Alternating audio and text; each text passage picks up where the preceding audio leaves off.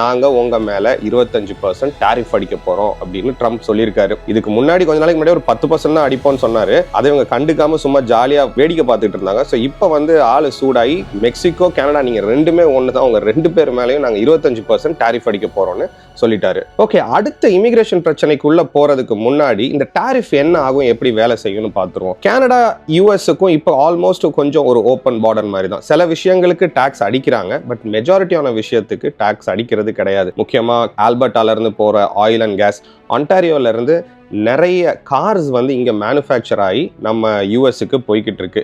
So இது எல்லாத்துக்குமே tax போட்டால் கனடாவுக்கு மேஜர் ப்ளோவாக இருக்கும் அப்படின்னு சொல்கிறாங்க.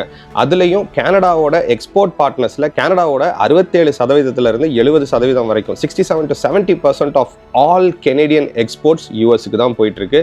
அண்ட் இதுக்கு டாரிஃப் அடிச்சிட்டாங்க, டாக்ஸ் போட்டாங்க 25% அப்படின்னா இங்கே நிறைய வேலைவாய்ப்பு போயிடும். இங்கே இருக்கிற கம்பெனிஸ் எல்லாம் மூவ் அவுட் ஆகிடுவாங்க. இது எல்லாமே நடக்கும். சரி, இது எப்படி நடக்கும்னு பார்த்துருவோம்.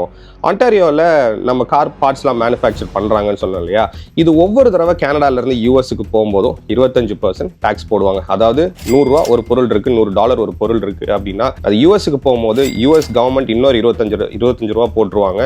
ஸோ அது $125 ஆகிடும். ஸோ அது அந்த பக்கம் வாங்குறவங்க பையர் வாங்குவாங்க இல்லையா? அது கம்பெனியாக இருக்கலாம், மக்களாக இருக்கலாம், அவங்க வந்து அது $125 தான் வாங்க முடியும்.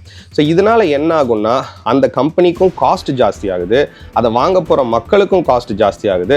அப்போது அவங்க உள்ளூர்லேயே நிறைய தயாரிக்க ஆரம்பிப்பாங்க, உள்ளூர் ப்ராடக்ட்ஸையே நிறைய வாங்க ஆரம்பிப்பாங்க. இனிமே இங்கேருந்து ஒரு பார்ட்டு போய் அங்கே வாங்கும் போது எக்ஸ்பென்சிவாக இருக்கும்போது அவங்க அங்கேயே தயாரிக்க ஆரம்பிச்சாங்கன்னா இங்கே நிறைய ஜாப் லாஸஸ் வரும். இந்த கம்பெனிஸ் எல்லாம் மூடுவாங்க. இல்லை கனடாவில் இருக்கிற கம்பெனி இனிமேல் யூஎஸ்லேயே போய் அங்கேருந்தே மேனுஃபேக்சர் பண்ணிக்கலாம். எதுக்கு இதை இங்கே மேனுஃபேக்சர் பண்ணி அங்கே கொண்டு போய் காஸ்ட் எல்லாம் பார்க்கும்போது நமக்கு வருமானமே இல்லை, லாபமே இல்லை அப்படின்றனால அங்கே மூவ் பண்ணிடலாம் அப்படின்றது தான் இந்த பிரச்சனையாக இருக்கும்.